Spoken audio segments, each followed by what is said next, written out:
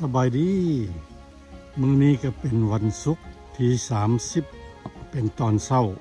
มื้อนี้ทางช่องฮักคนลาวได้มีโอกาสมาถ่ายทำวิดีโออยู่วัดดอนแก้วพวกเราเข้าไปติดตามกันอยู่ในวัดเลยเนาะพ่อแม่พี่น้องเนาะว่าสิมีอย่างไรอยู่ในมีอะไรให้ติดตามมีอะไรให้ค้นคว้าอยู่ในวัดแห่งนี้เนาะไปเลยพี่น้อง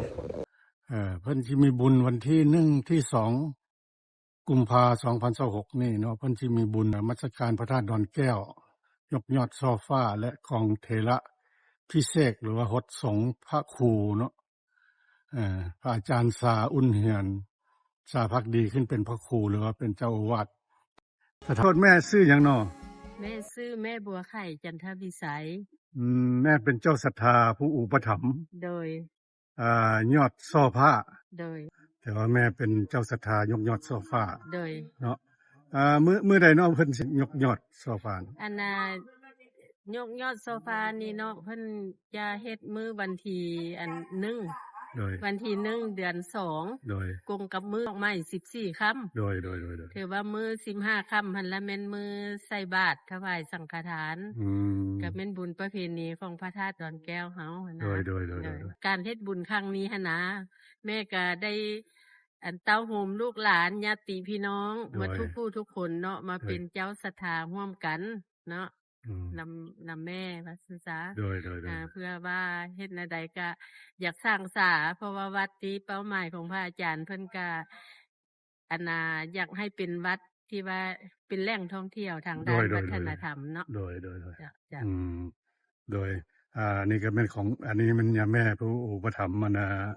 ยกยอดช่อฟ้าแล้วก็เป็นเจ้าศรัทธาใหญ่ก็เต้าโฮมลูกหลานมาสมทบตบมือนำกันเนาะจะเป็นโรงทานแล้วก็จะเป็นอันน่ะทุกสิ่งทุกอย่างกันเอยองประหยัดประดาเนาะก็ถือว่าได้สมทบกับทางพระอาจารย์เพิ่นโดยเพิ่นเริ่มงานวันที่1เริ่มงานนี่แม่นวัน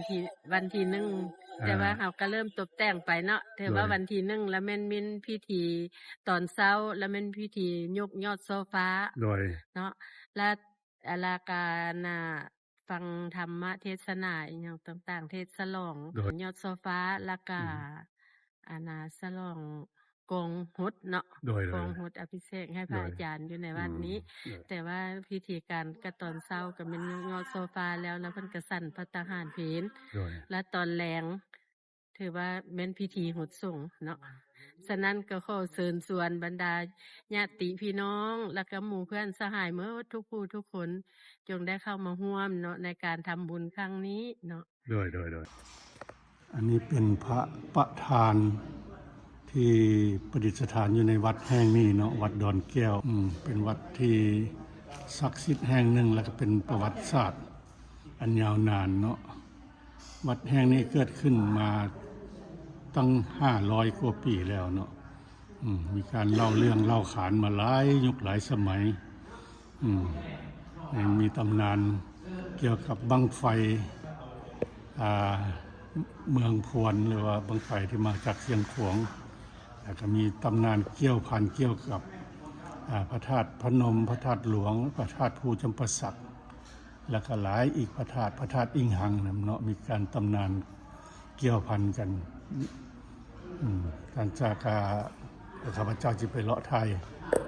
จุดต่างๆให้ได้เบิ่งว่าอยู่ในวัดดอนแก้วนี่มีอย่างให้เบิ่งให้ชมแน่เนาะขออนุญาตเจ้าของสถานที่แล้วก็ครูบาอาจารย์เนาะเพิ่นก็เกี่ยมพิธีการเป็นของใหญ่คณะองค์การพุทธศาสนาสัมพันธ์ลาวแขวงเวียงจันทน์เนาะรวมอยู่ในกระดานแห่งนี้เนาะรวมแล้วสถานที่อันศักดิ์สิทธิ์แห่งนี้จะงดงามเนาะตามฮิตตามคลองตามประเพณีแต่ก็มีประวัติเล่าขานกันมาหลายร้อยปีเนาะ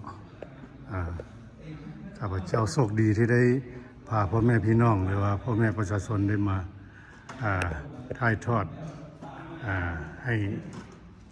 พี่น้องทางลาวแล้วก็ต่างประเทศได้รับชมว่าสิไปสร้างอันวัดพระธาตุหลวงหั่นนะโดยแต่ว่าอันพระธาตุหลวงหั่นสร้างแล้วก็เลยว่ามีประชาชน มาพร้อมด้วยผู้นำพาสร้างแล้วว่าได้สร้างอันพระธาตุนี้ พระธาตุน้อย ขึ้นมาแม่นได้ โดยอืม แต่กี้แต่ก่อนเขาว่ามีก็มีอันประวัติความเป็นมาแบบว่าเกี่ยวกับอันมีเกี่ยวมีหยังเป็นแสงออกมานี่ โดย เขาเลยแบบว่ามีประชาชนจำนวนหนึ่งเลยมาทางมาหยังก็เลยก่อพระธาตุนี่ขึ้นแบบว่าอันบ่ให้อันประชาชนมาลักมาหยังหั่นนะ อ๋อก็พระธาตุงวมใหม่อืมแล้วอีกตำนานหนึงเกี่ยวกับอันบั้งไฟนี่เป็นยังไงพอสิเล่าได้บ่ฮู้บ่ อันนี้ก็บ่ค่อยหูเพราะว่าต้องได้ถามอาจารย์ใน ตุสินเมื่อกี้นี่มันมีตะธาตุนี้ อืม ตะธาตุอันนี้ก็บ่มีบุกหรือมี เห็นไหม อันนี้เกิดขึ้นใหม่เมื่อนี้มีตะธาตุนี่กุฎกิจนี่ยังบ่มีมีบุญพระเวทมีบุญอันประจำปีของเดือน3เพ็งนี่นะจะมาเป็นตังขึ้นทุกปีเลยเดือน3เพ็ง อืม ก่อนสิเฮ็ดบุญแต่ละเขตนี่ตะกี้นี่คันดอนแก้วนี่บ่เฮ็ดก่อนแล้วบ่ได้เฮ็ดได้บุญพระเวทแต่ละของเขตนี่ อ่า ดอนแก้วนี่เฮ็ดก่อนหมู่เดือน3 ปัจจุบันนี่คือกันบ่ ปัจจุบันนี้เขาบ่เฮ็ดตามนั้นล่ะทันละเฮ็ดเดี๋ยวนี้ แม่นบ่ เอ็ดมาหลายแล้วเด้บุญพระเวทก็ได้ อืม สิดาก็เฮ็ดแล้วเด้บุญแก้วบ่ได้เฮ็ด แต่ก่อนนั้นต้อง แต่ เฮ็ด ก่อน ตาม นี้ดอนแก้วนี่เฮ็ดก่อน บุญเดือน3บุญข้าวจี้ตามเฮ็ดของ12 22เลยแม่นดอนแก้วนี่เฮ็ดก่อนงั้นครูบาอาจารย์มันครับ อืม บุญเป็นบุญของสงฆ์เจ้าหัวเป็นเจ้าข้า อ๋อ นี่นะสร้าง โดย ตรงนี้นะ อืม ก็ขึ้นกับเมืองนี่นะทุกสิ่งทุกอย่างพระสงฆ์เมิดเมืองนี่มาโฮมนี่นี่เมิด โดย เฮ็ดบุญ ไอ้พ่อ และเป็นบุญข้าวจีตะกี้เพิ่นเอิ้นบุญข้าวจี บุญเขาจี้นี่เดือน3เหมือนกัน เดือน3เองบุญข้าวจี อืม เดือน4อันนั้นเป็นบุญพระเวทเพิ่นค่อยให้เอ็ดตามก่อนตัวนี้เอ็ดก่อนเดือน3เดือน3ได้แม่นต้นแก้วนี่เอ็ดก่อนเดือน4แล้วบุญพระเวทเดือน5ก็บุญบั้งไฟบุญอันนั้นบุญอันน่ะบุญปีใหม่เดือน6ก็บุญบั้งไฟมันมีแต่ละเดือนเช่นฮีท12เดือนมีฮีทมันนี่ เหตุ12 ฮีท12ของ14แล้วฮีทผัวเมียของ14 อืม ผู้ใดปลาฮีด14นั่นผัวเมียบ่ถือกันเลยผิดกันปลาตัวนี้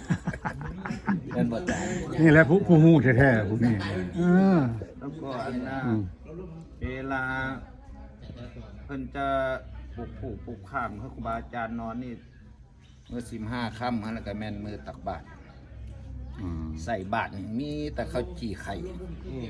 ข้าวหลาม อืม มันบ่มีเครื่องเจ๊กเลยตะกี้ แม่น เดี๋ยวนี้มันซื้อเอามาหลายเงินก็บ่ได้เงินก็แม่นเอาข้อนี้หมดครูบาอาจารย์ มาตั้งมาแล้วก็มีเทศอีกเทศกับเทศเรื่องนั้นเรื่องนี้นี่แหละเทศบ่แม่นเป็นเทศบ่แม่นเทศลำพระเวทได้เทศผูกนึ่งแล้วก็แปลว่าเอาเรื่องนั้นเรื่องนี้มาเทศเพื่อมาเอามาตนฟังแล้วกันแล้วก็ยังค่อยได้เลิกกันแรงนั้น อืม ตักบาตรแล้วบุญ ครับ แต่ที่ดึกดำบรรพ์พุ่นเฮาบ่ฮู้มีสึกฮอดสึกแก้วเพิ่นมาพักเนาะดี เอาตามได้ยินเล่าให้เล่าให้ฟังแหน่ตามได้ยิน ไป อืม ที่ห่อแก้วเพิ่นว่ามาพักอยู่ดอนแก้วนี่ เออ สึกห่อสึกแก้ว อืม เฮ็ดบังเอ็ดบังไฟมาไล่ห่อไล่แก้วบังไฟแจ๊ะไป อืม มีบังไฟใหญ่บังไฟนั้นเพิ่นว่ามาแต่พุ่นใดมาแต่เมืองพวนพุ่นใดเอาขึ้นอยู่นั้นเห็นแล้วปะ ยังบ่เห็นเลย ไปถ่ายแม่ท่อบังไฟ เดี๋ยวฟังพ่อเล่าก่อนเดี๋ยวไปเบิ่ง อันน่ะมันจะค่อยเป็นน้ำสร้างนี่ก่อนจะได้ขึ้นมาแม่นไอ้สินเนาะลุงสินเฮานี่ฝันเด้ก่อนสร้างเพิ่นมาสร้างตัวสินนี่ขึ้นนี่ อืม ถึงค่อยมาได้ท้องไฟขึ้นมา โดย ฟันมันคัดข้องแล้วเพิ่นฟันแล้วมันไปขุดมันก็มีแท้ อืม แล้วบัดนี้ลูกนึงหันลูกโอบัดนั้นนะลูกโอลูกบังไฟนะอ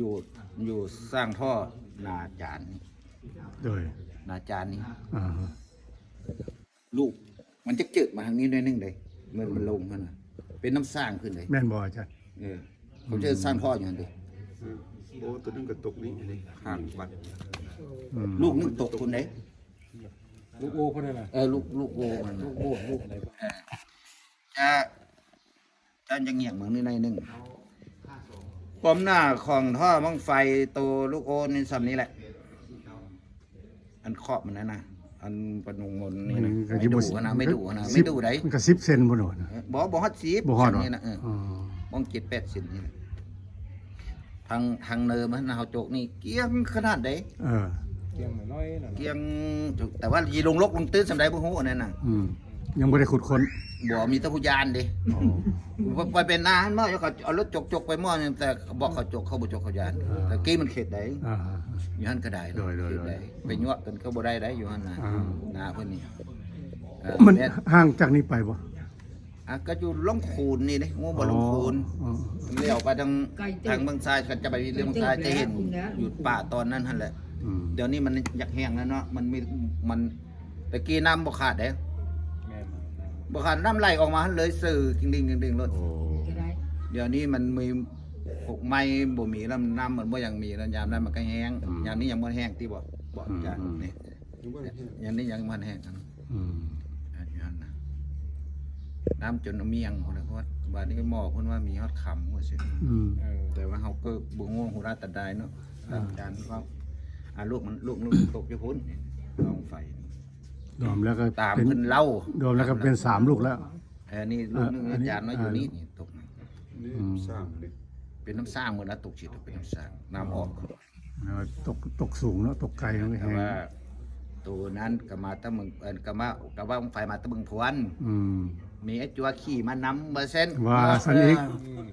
เรื่องก็บ่ฮู้แหละตามประวัติ เนาะ มีเขาไอ้จัวขี้ทางใดพุ่นน่ะเนาะ โอ้ก็บ่แม่นน้อยๆเนาะเดี๋ยวเบิ่งเม็ดห่อของไฟจะไปถ่ายแล้ววะ หยังเดี๋ยวจังได๋ให้ เข้าไปเบิ่ง เดี๋ยวจังได๋ให้พาไป ไปสิพาไป ไปพี่น้องไปเบิ่งไปเบิ่งตัวจริงไปเบิ่งบั้งไฟตำนานบั้งไฟ เดี๋ยวพ่อใหญ่เพิ่นสิพาไปเบิ่ง ตัวนี้นี่ตะกี้เพิ่นก็ฟันยักษ์ใหญ่ซื่อหมดเลย โดยกำแพงนี่บ่ อยู่นอก โอ้สีแจง ยักษ์ อยู่ด้านนู้นแหละ โดย พี่บังไฟนะ เดี๋ยวพ่อใหญ่พาไปเบิ่งบั้งไฟ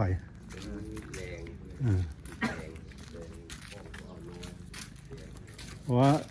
ได้ยินตำนานมีแต่พูดเรื่องเล่านะบ่เห็นความจริงเนาะพ่อแม่พี่น้องเนาะเดี๋ยวนี้ให้พ่อใหญ่เพิ่นแบบ ประดับ เดี๋ยวขอทราบชื่อพ่อใหญ่นะพ่อใหญ่ชื่อหยังพ่อชื่อหยัง เหล่าคำพอตู้เหล่า ตุเหลา ตู้เหล่าค อยู่บ้าน ำบ้านนายาง บ้านนายาง เมืองพนโฮง บ้านคนหูนี่เนาะมือบุญก็ได้มาประจำนี่แหละ เดี๋ยวพ่อใหญ่เหลาคำเพิ่นสิพาไปเบิ่งบังไฟใหญ่ในตำนานประวัติศาสตร์500 ปีจารึกไว้มาเข้ามา โดยตัวนี้มันก็พัฒนาเองของตัวนี้ ไปพี่น้องไปเบิ่งบังไฟในตำนานคุณค่ามาบาน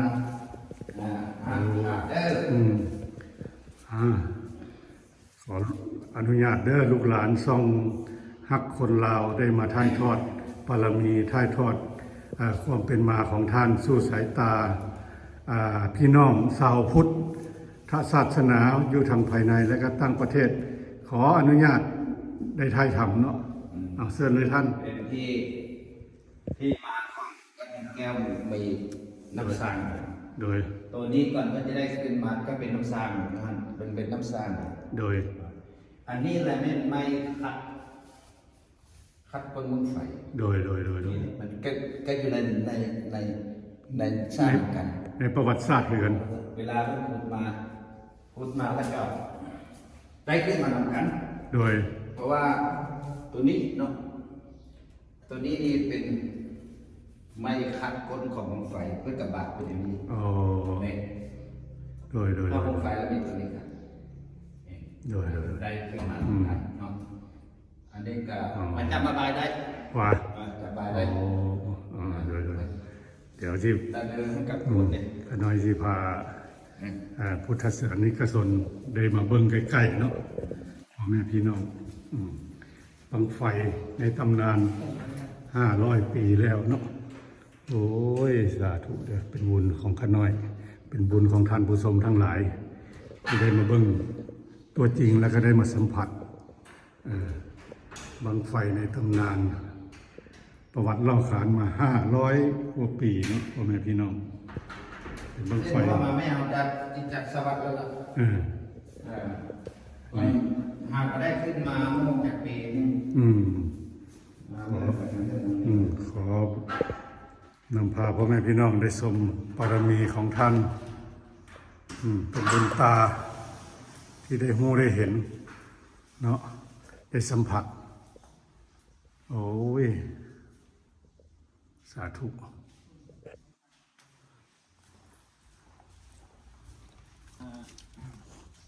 ไปสายนี่พ่อใหญ่บอลเอาขึ้นวะ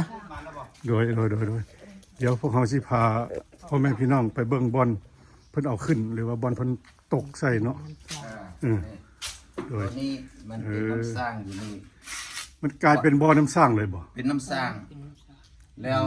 เขาจะเอาขึ้นมานี่เลย เอาขึ้นแล้วโดยเวลาเพิ่นไปป้องของฟันนั่นล่ะไปป้องของฟันเอาได้โอ้มีคนฝันบ่มีมันไม่ซุ่มไผ่อยู่นี่โดยแต่มันบ่เป็นน้ำสร้างมันเป็นพอเป็นต้นลูกเป็นเบิ่งขี้ดินซื่อๆนี่นะโดยแล้วไปป้องของฟันว่าในนั้นมีท้องไฟอยู่หั่นอันนี้อยากขึ้นมาเพิ่นจึงเอาความฟันความนี้นะก็แม่นไทยพลสวัสดิ์นี่แหละตู้สินเราฟันโดยผู้เจ้าศรัทธาสร้างสิบมาแหละโดย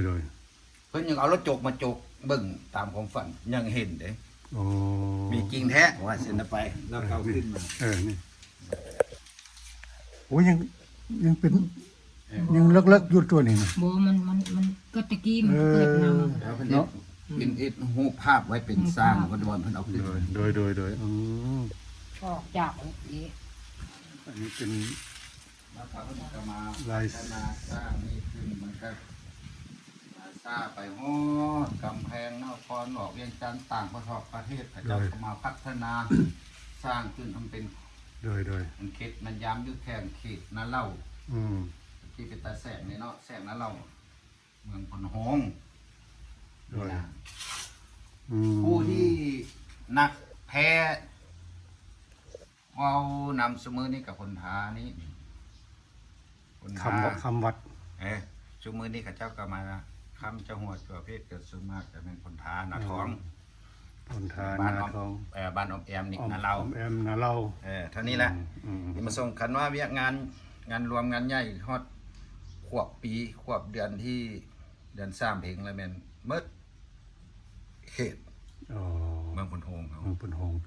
10คือว่า19หมู่บ้านแม่นบ่นับมาแต่พุ่นละคนสูงพุ่นละบ้าน52พุ่นเลยบ้านใหม่คนสูงบุญมาเนาะโดยนี่ก็แสนสูงพุ่นละเป็นงานประจำปีเป็นงานฉลองประจำปีของเดือน3เพลงแล้วแม่นบุญพาธาตุบ้านดอนแก้วบ้านดอนแก้วเมืองพนหงมีพระสงฆ์ทั้งอปสแขง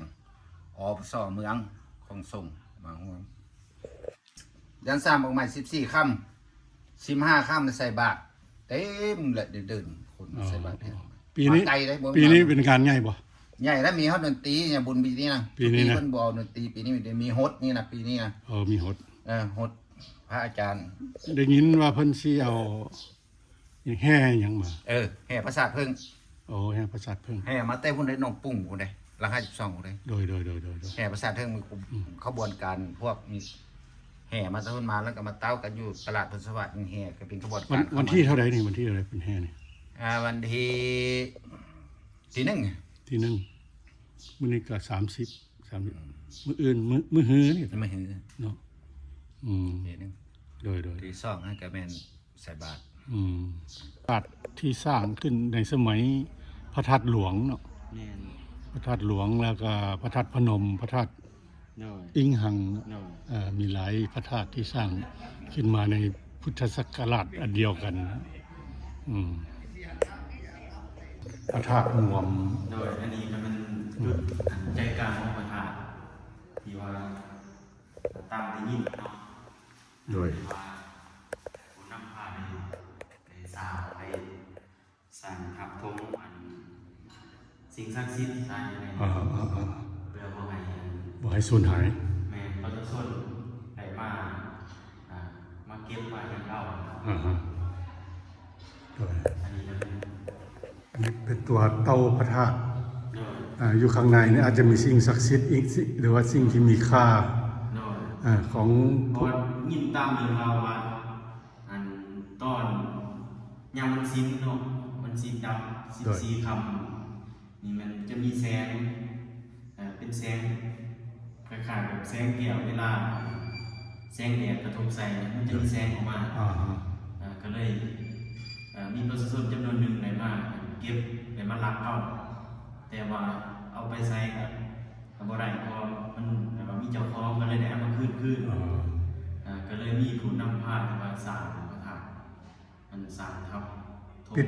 ดไว้ แม่นเพื่อบ่ให้ประชาชนได้มาลักเอาของที่มีค่าอยู่ในนี้ โดยนี่เป็นฐานของพระธาตุเนาะแต่อยู่ในนี่เป็นพระธาตุมีสิ่งศักดิ์สิทธิ์มีสิ่งที่มีค่าอยู่ในพระธาตุองค์พระธาตุฐานพระธาตุองค์พระธาตุเอาไปเบื้องข้างนอกมันกลายจะเป็นคล้ายๆกับพระธาตุอิงหังหรือว่าพระธาตุพนมเนาะขออนุญาตเด้อพี่น้องอยู่ในเสียงมันจะก้องจังเลยเนาะนี่เป็นครูบาเพิ่นแนะนำ ข้างในมันจะมีหู โดยมีหูระบายอากาศเนาะ โดย เคยมีคนซ่องเบิ่งบอกว่าปัจจุบันนี้มีอย่างอยู่ทางใน ก็ยังบ่ได้เพื่อเลยเบิ่งนะครับมันมีอย่างนี้ได้ เนาะแต่ปิดตายเลยเข้าบ่ได้เลย เข้าบ่ได้เลย อ๋อบ่มีทางเข้าเลยพี่น้องเดี๋ยวปิดมีแต่เห็นห้องหูระบายอากาศ มันจะคล้ายๆกับผาดวงนะ โดย ครับ เพราะว่าตามมีข่าวว่ามีเขาเจ้าสิไปสร้างแล้วนะสร้างผาดวง โดย แต่ว่าตอนนั้นยังบ่ทันมีอันสื่อสารอหยังมันก็ลาสร้างนะ โดย สิมาสื่อสารว่าพระธาตุรวมสร้างแล้วก็เลยได้สร้างพระธาตุนี้ขึ้น เพื่อเป็นอนุสรณ์ให้คนเราชาวพุทธเราได้กราบไหว้สักการะพระเจ้า โดย แต่ว่ามันจะคล้ายๆทุกทางร้องเลย นี่เป็นข้างในพระธาตุอยากจะพาพ่อแม่พี่น้องออกไปเบิ่งพระธาตุเต็มๆอยู่ทางนอกเนาะพี่น้องเนาะไปเบิ่งกันเลยทางนอก เอาของที่เรามีขามยันไปเบิด แม่น ก็เลยพระเจ้าเสียสิทาน อันนี้เป็น นำพาสารฟ้าถึงฟ้า อันนี้เป็นทางเข้าพระธาตุแต่ตัวพระธาตุจะสูงขึ้นพุ่นนะพี่น้องก็น่าทึ่งในสมัยนั้นเนาะในการสร้างพระธาตุสร้างเจดีย์ได้สวยงามขนาดนี้ก็น่าทึ่ง